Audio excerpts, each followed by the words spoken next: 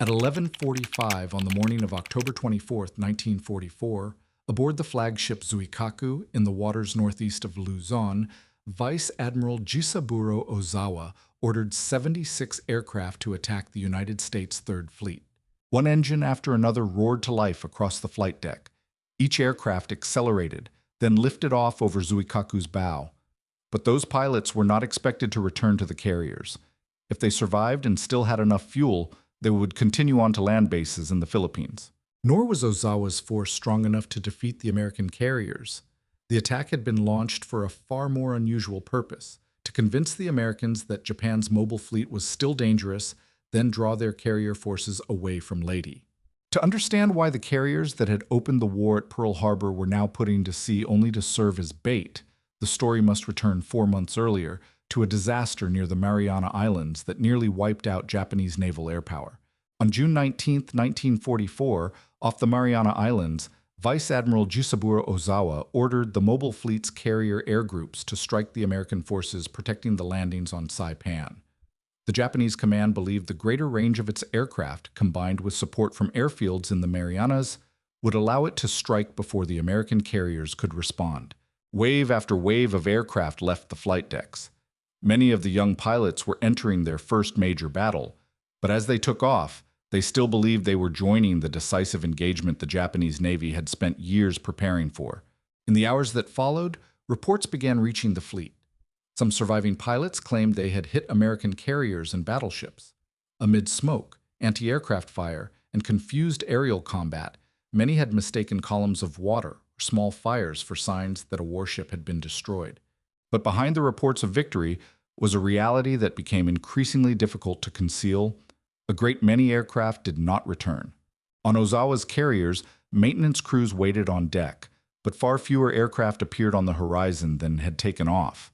Some returned badly damaged, a few ran out of fuel and had to ditch at sea, while many pilots simply vanished with their aircraft. The following day, the disaster grew worse. American submarines sank the carriers Taiho and Shikaku. The carrier Hyo was later lost in American air attacks. As more complete reports came in, the scale of the losses gradually became clear. In only 2 days, the Japanese Navy had lost 3 carriers and roughly 450 aircraft. Hundreds of experienced pilots, men who could not be replaced after only a few months of training, had been killed. Ozawa managed to withdraw most of his remaining carriers from the battle, including Zuikaku. But the ships that returned no longer carried the force that had once made them the center of Japanese naval power. Their flight decks were empty, and most of their air groups had disappeared over the Philippine Sea. In Tokyo, however, the first reports told a completely different story. The Imperial General Headquarters publicly announced that Japan had won a major victory. The propaganda apparatus even claimed that Japanese pilots had sunk 9 American carriers and 5 battleships. In reality, only 1 American warship had suffered minor damage. While victory reports were broadcast across the country, classified reports reaching the command showed that the air power of the mobile fleet had been almost completely destroyed in only 2 days. The disaster in the Philippine Sea, therefore, did not end when the Japanese warships withdrew from the area. The loss figures continued to reach Tokyo, where they quickly turned a naval defeat into a political crisis that directly threatened the government of Prime Minister Hideki Tojo.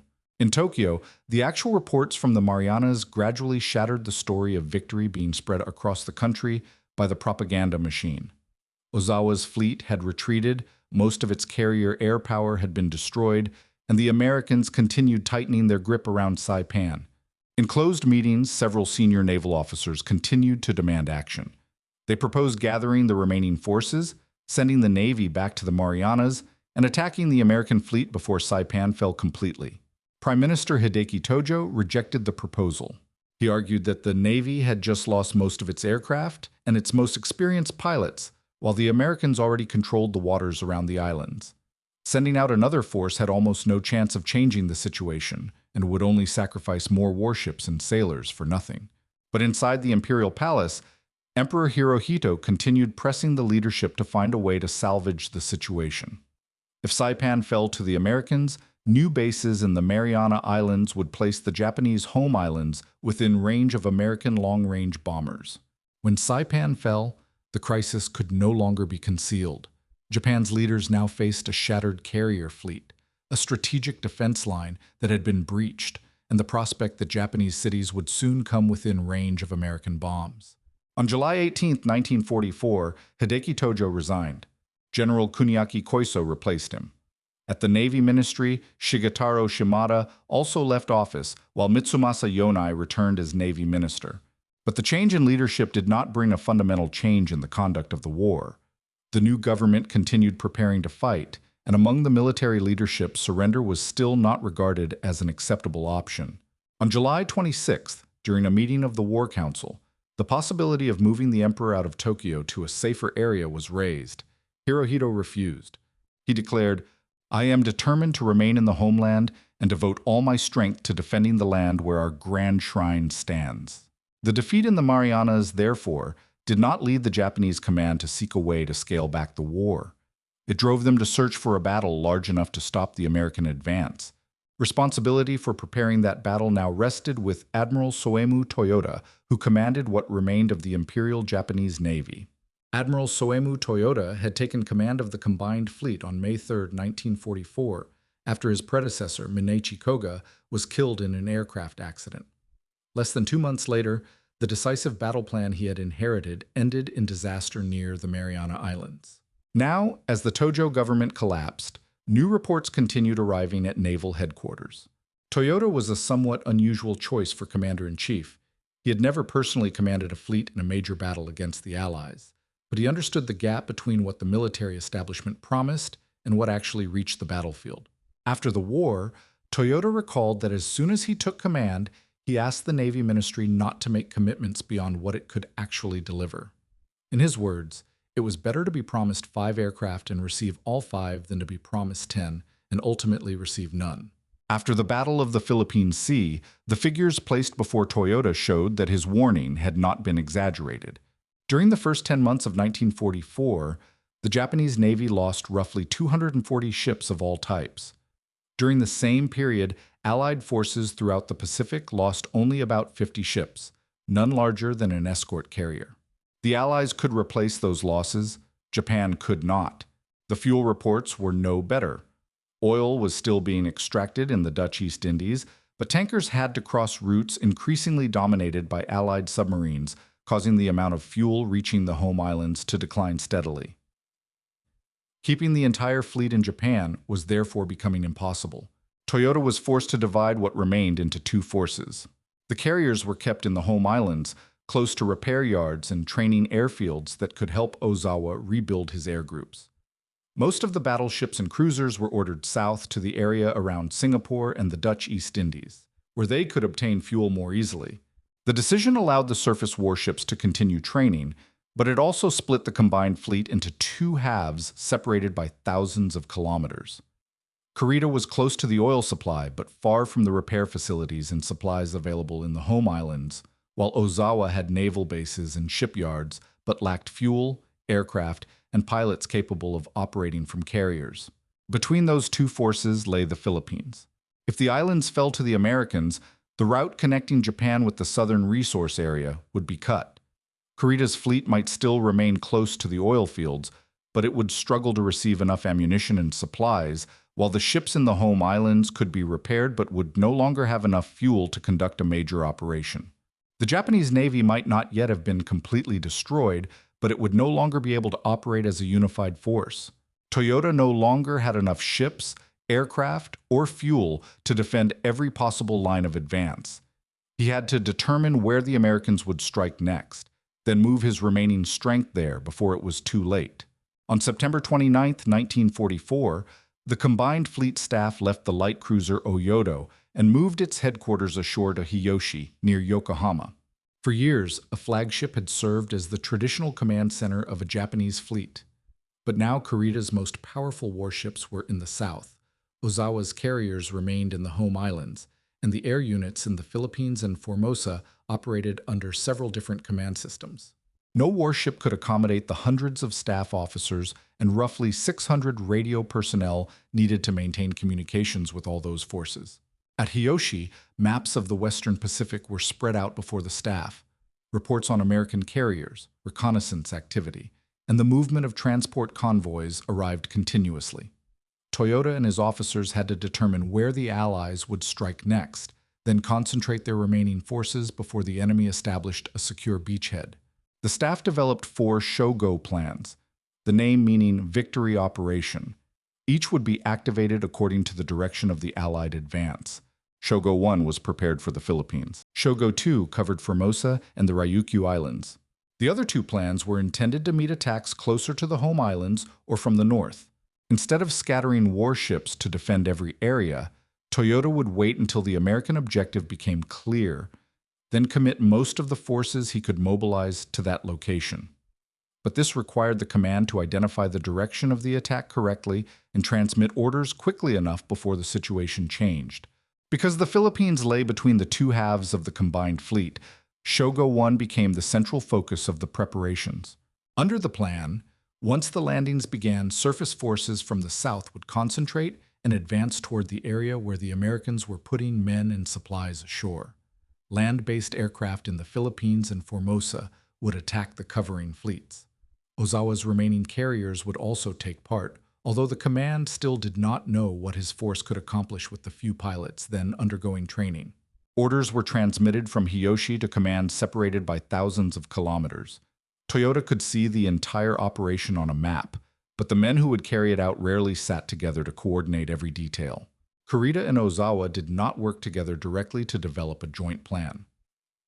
Coordination depended on staff officers sent between the forces, along with telegraph and radio systems that did not always operate reliably. While Toyoda completed Shogo 1 at Hiyoshi, his strongest surface force remained at Linga Roads, south of Singapore. There, Vice Admiral Takeo Kurita and Vice Admiral Matome Ugaki were urgently preparing Japan's last battleships for a battle they still pictured differently from the one Toyoda was laying out on his maps. Around July 22, 1944, the main force of the Second Fleet entered Linga Roads, an anchorage south of Singapore off the coast of Sumatra. Vice Admiral Takeo Kurita brought the warships there, not because Linga was the best position from which to defend the Philippines, but because the fleet no longer had enough fuel to operate regularly from the home islands. From that anchorage, the Japanese battleships and cruisers were closer to the oil supplies of the Dutch East Indies and could continue going to sea for training, while tankers bound for Japan faced constant threats from Allied submarines. Under Kurita's command was most of the surface power the Japanese Navy could still commit to a major battle. The 2 battleships Yamato and Musashi carried the largest guns ever mounted on warships. Alongside them were older battleships, numerous heavy cruisers, and destroyers that had survived nearly 3 years of war. But possessing large ships did not mean the fleet was ready to fight. Kurita ordered training intensified as much as possible. During the day, gun crews practiced detecting targets, calculating firing solutions, and coordinating fire among the ships in formation. After dark, training continued with night gunnery and illumination shells, skills that had helped the Japanese Navy win many victories during the early years of the war.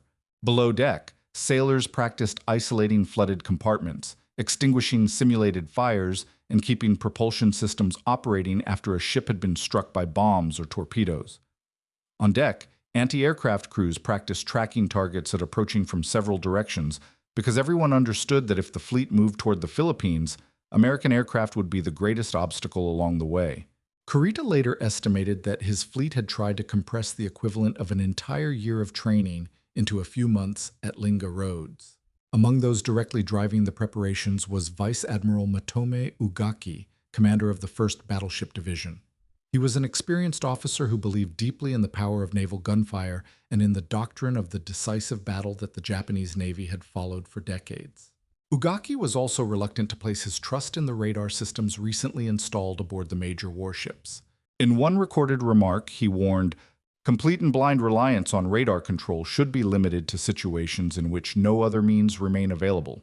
Therefore, although radar was included in the training exercises, the battleships under Ugaki still conducted most of their gunnery training using optical observation, the judgment of their gunnery officers, and illumination shells in night combat." Kurita understood that Japanese radar remained far inferior to the enemy's equipment, but he also knew the fleet was about to face a force with overwhelming advantages in reconnaissance, air power, and long-range detection. Anti-submarine training was also conducted, although it did not receive as much attention as the threat from American submarines along the sea routes warranted. Meanwhile, at Hiyoshi, Toyoda had not yet issued the order for the decisive battle. Kurita and Ugaki knew only that the Philippines would probably become the next target, and that their force would play the central role if Shogo 1 was activated. They did not yet know which route they would have to take, how many air attacks they would endure, or whether their final targets would be American warships or transports off the landing beaches. So they continued preparing for the kind of battle they understood best.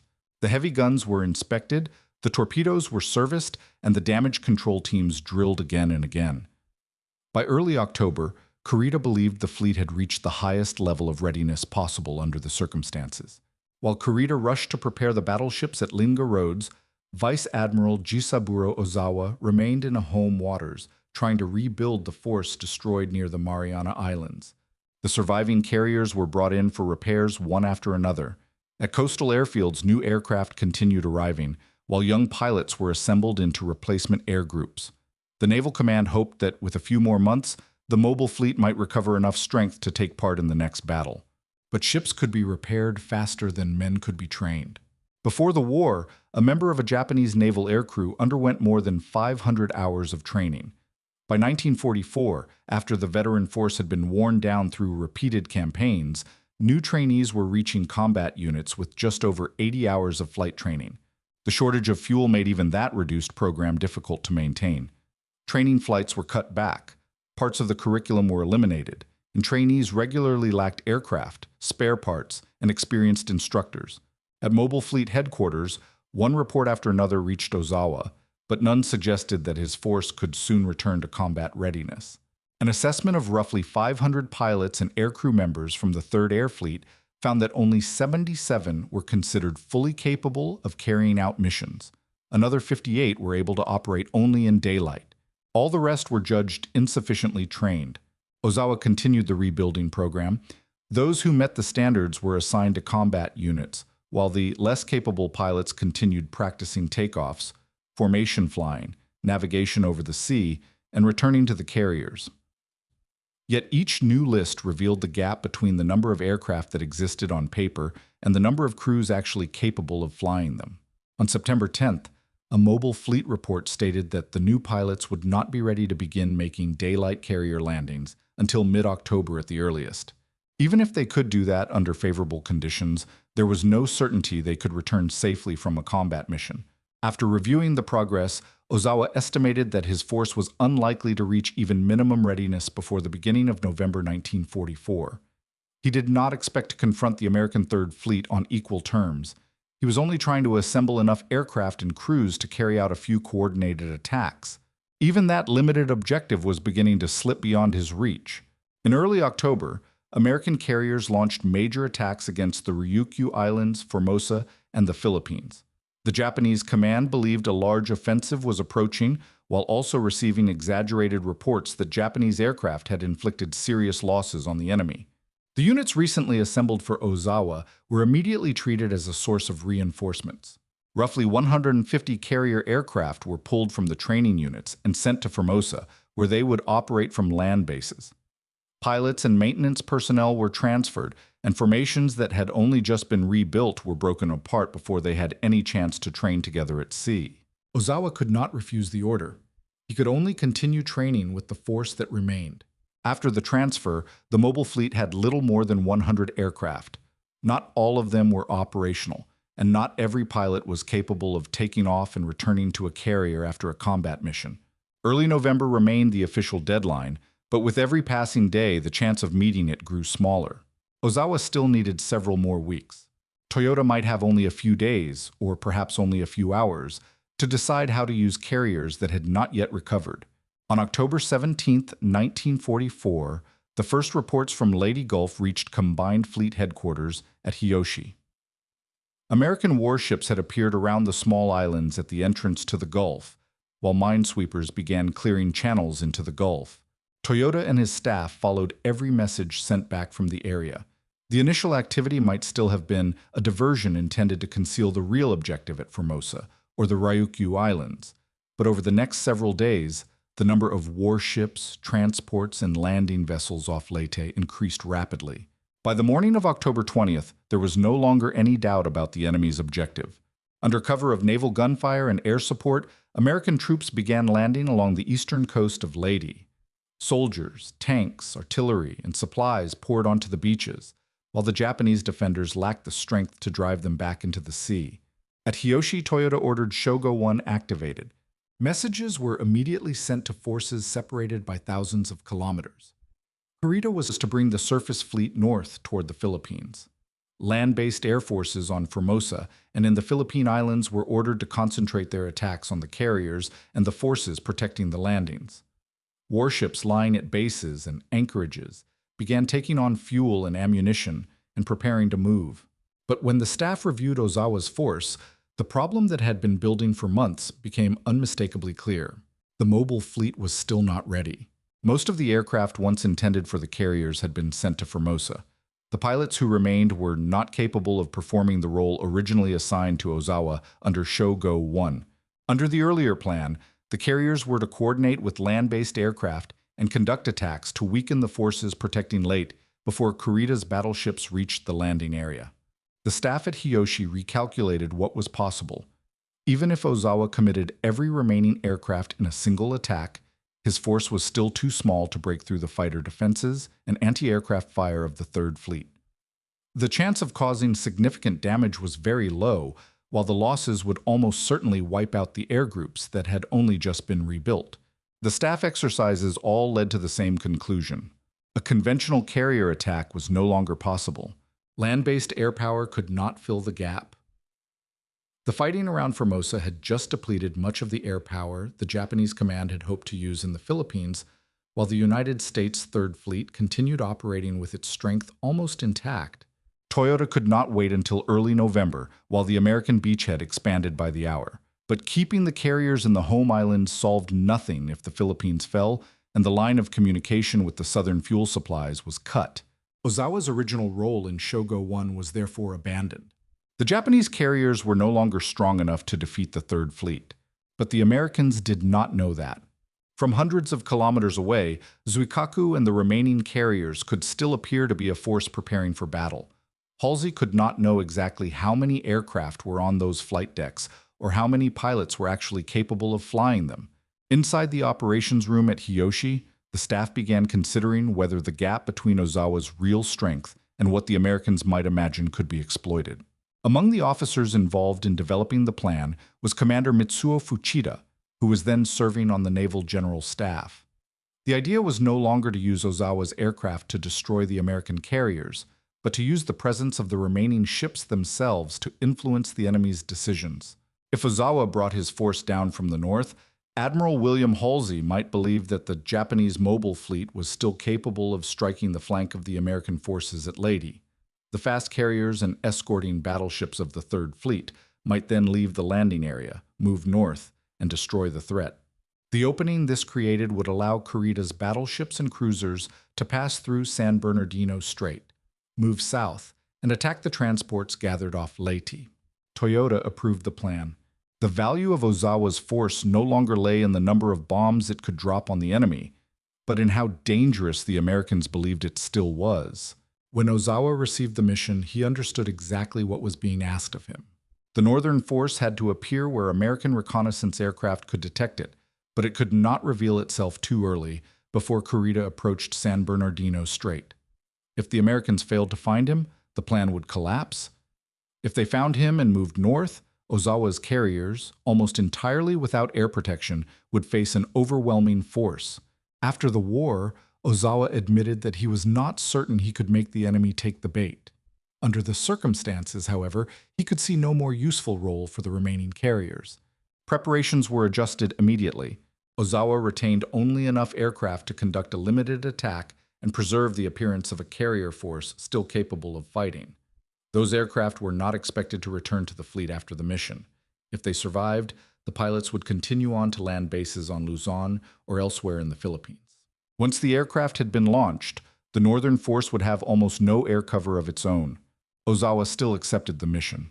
The ships were fueled, the remaining aircraft were distributed, and the sailing schedule was adjusted so the northern force could appear at the right moment. Meanwhile, messages from Hiyoshi continued to be sent south, where Kurita was concentrating his fleet at Brunei and receiving his final orders concerning the targets he was to attack upon entering Leyte Gulf. The two forces had now been assigned opposite missions. Ozawa had to make the Americans see him. Kurita had to reach Leyte before the Americans recognized the real threat. The plan could succeed only if both acted at exactly the right time, even though they had never sat down together to coordinate the entire operation. On October 20th, 1944, as American troops expanded their beachhead on Leyte, the main force of Vice Admiral Takeo Kurita gathered at Brunei to receive fuel, ammunition, and its final orders before sailing. The anchorage contained the most powerful warships the Japanese Navy could still deploy, with Yamato and Musashi at the center. On their decks, sailors stowed shells, torpedoes, food, and supplies in storage compartments, while tankers came alongside to complete the refueling. After leaving Brunei, Kurita's force would have no safe base along the route to Leyte. The commanders were briefed on the operational plan. Kurita's fleet would cross the Sibuyan Sea, pass through San Bernardino Strait, then move south along the coast of Samar. Another force under Vice Admiral Shoji Nishimura would approach Leyte Gulf from the south through Surigao Strait. If everything remained on schedule, the two attacking forces would appear near the American landing area on the morning of October 25th. Toyoda had defined the objective clearly. The warships were to enter Leyte Gulf and destroy the transports, landing vessels, and forces supplying the American troops ashore. If those ships were destroyed, the troops already ashore might be isolated before they could establish a secure base in the Philippines. But for Kurita and Ugaki, this was not entirely the kind of battle they had spent years preparing to fight. Japanese naval doctrine had always looked toward a confrontation between the main battle fleets, where great battleships would destroy the enemy's warships in a decisive engagement.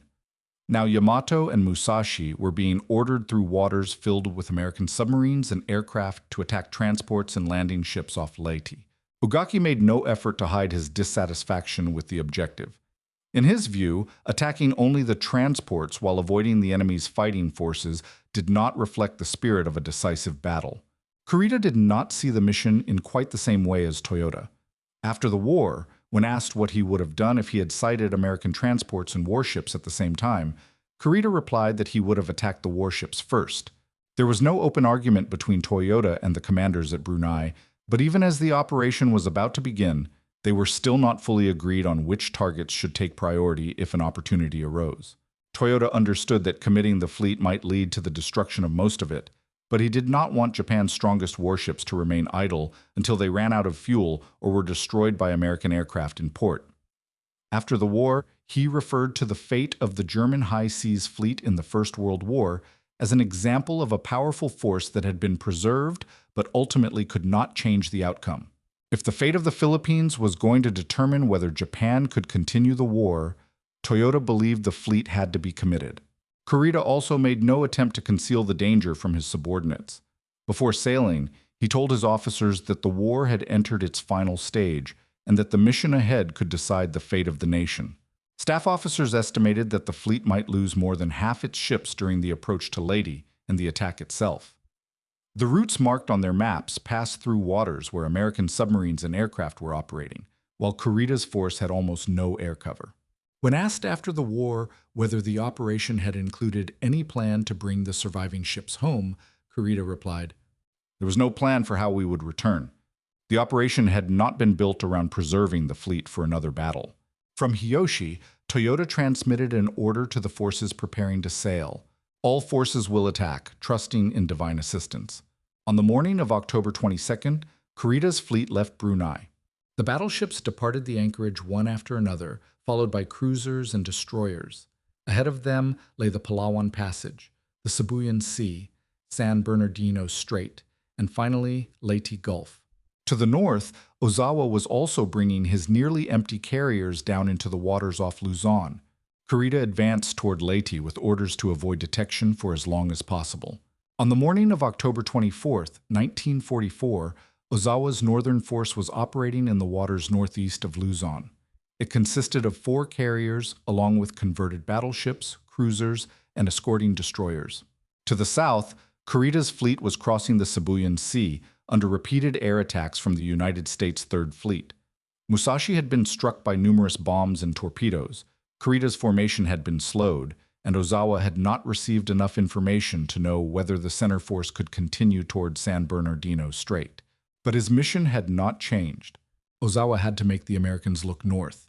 At 11:45, he ordered 76 aircraft launched from Zuikaku and the other carriers. This was almost all the air strength he could assemble for a single attack. The aircraft left the flight decks one after another, formed up, and flew toward the Third Fleet.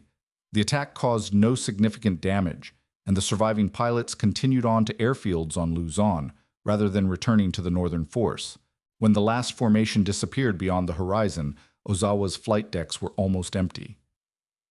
Zuikaku and the remaining carriers continued moving off Luzon, but they no longer had enough aircraft to launch another major attack or maintain the fighter cover needed to defend themselves. Ozawa had brought the carriers into the designated area and sent his few remaining aircraft toward the enemy. But by early afternoon, there was still no sign that Halsey had detected the northern force. American aircraft continued concentrating their attacks on Kurita in the Sibuyan Sea. If Ozawa was not found, the Third Fleet would have no reason to leave the Leyte area, and the entire decoy mission would fail. So he did what any fleet would normally try to avoid. Ozawa repeatedly transmitted radio messages in the hope that American signals intelligence would intercept them and locate the northern force. But a failure in the communication system meant that many of the signals were not picked up by the enemy as he had hoped.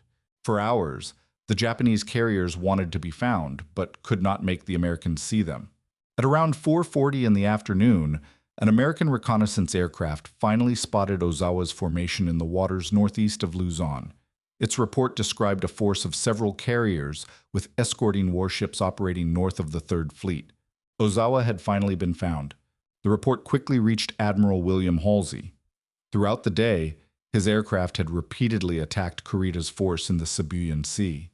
Musashi had been sunk, several other ships had been damaged, and at one point the Japanese formation had turned west, leading Halsey to believe that the center force had been badly mauled and no longer posed an immediate threat.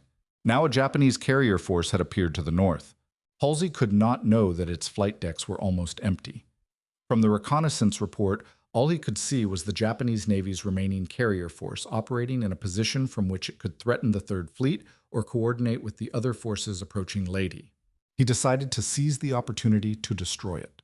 During the evening of October 24th, Halsey ordered 3 carrier groups together with their fast battleships, cruisers, and escorting destroyers to move north and prepare to attack Ozawa at dawn. The trap had finally worked. Ozawa had completed the mission assigned to him, but that very success now exposed the northern force to the full air power of the Third Fleet. Almost no fighters remained on the flight decks of the ships behind him, while to the south, Kurita was turning back toward San Bernardino Strait, without knowing that the opening had been created for him. Halsey was moving toward Ozawa. Kurita was moving toward Leyte. But even if both forces remained on course, the best the Japanese command could still hope for was a miracle.